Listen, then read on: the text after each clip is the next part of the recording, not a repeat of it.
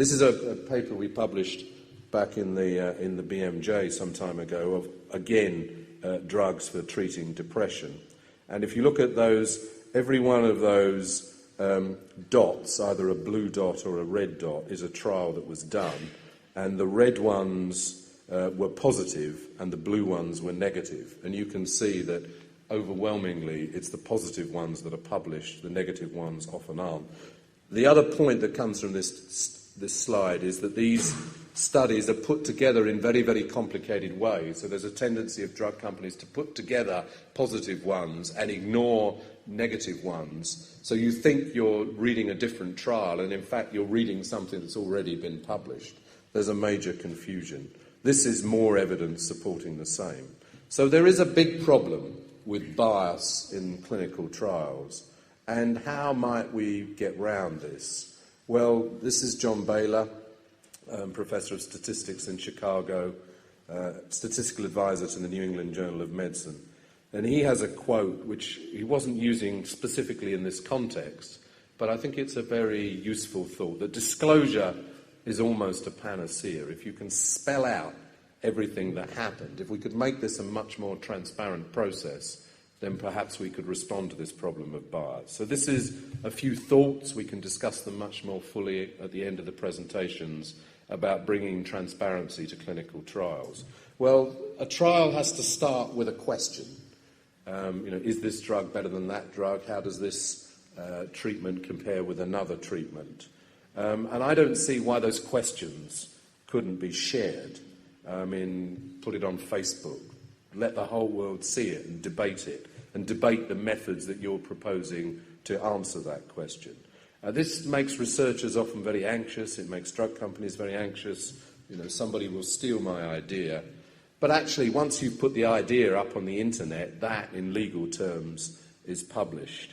And this examination of questions, I think, is very, very important, because actually this is one of the main ways that drug companies get the results they want. It's not only publication bias, it's also that you're very clever about the questions you ask in the first place, and we can discuss more how they do that later. But there's a lot of importance for examining the question. And ideally, you would be answering the questions that are really important to patients and communities, particularly in the context of the developed world, rather than answering questions that matter to pharmaceutical companies about, well, is this 27th antihypertensive drug better than the 28th? Which doesn't matter too much to patients and doctors, but matters a lot to the people in the drug industry. This is a website put together by Ian Chalmers, who may be known to some of you as the founder of the Cochrane Collaboration. And this is a collection of questions. These are questions that are coming up all the time as doctors are treating patients that can't be answered. And this is where I think research should really start, and often doesn't, unfortunately. And then you should, I think, share the protocol, again, with the whole world.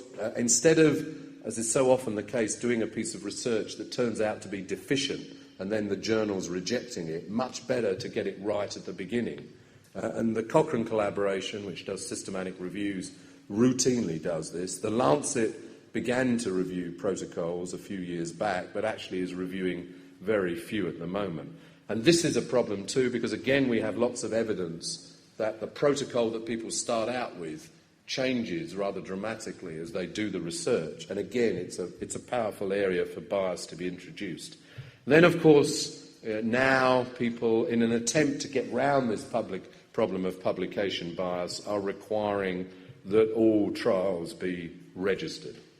And I understand it's the law in Spain that they be registered, but I also understand there's no very obvious place to actually register them, and it isn't entirely clear what exactly should be registered. And the International Committee of Medical Journal Editors, of which I used to be a member, now requires, if you're going to publish a trial in the Lancet or the BMJ or the New England Journal, it has to have been registered. If it hasn't been registered, then they won't consider it.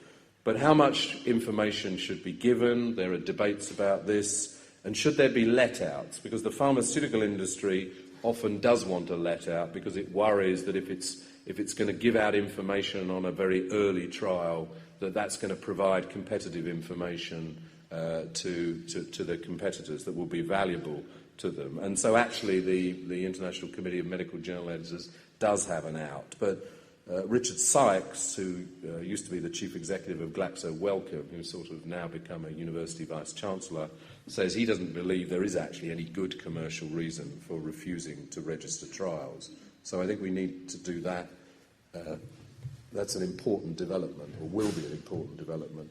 And then, why not post all your results, the full data set, and the software used to manipulate the data? This is not happening at the moment. It's interesting to me, as an editor for 25 years, that the scientific paper of today looks remarkably like the scientific paper of 50 or even 100 years ago.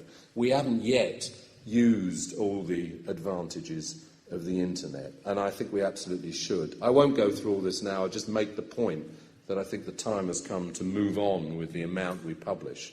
And this is an example, because this happens already in other areas of science, in physics, mathematics.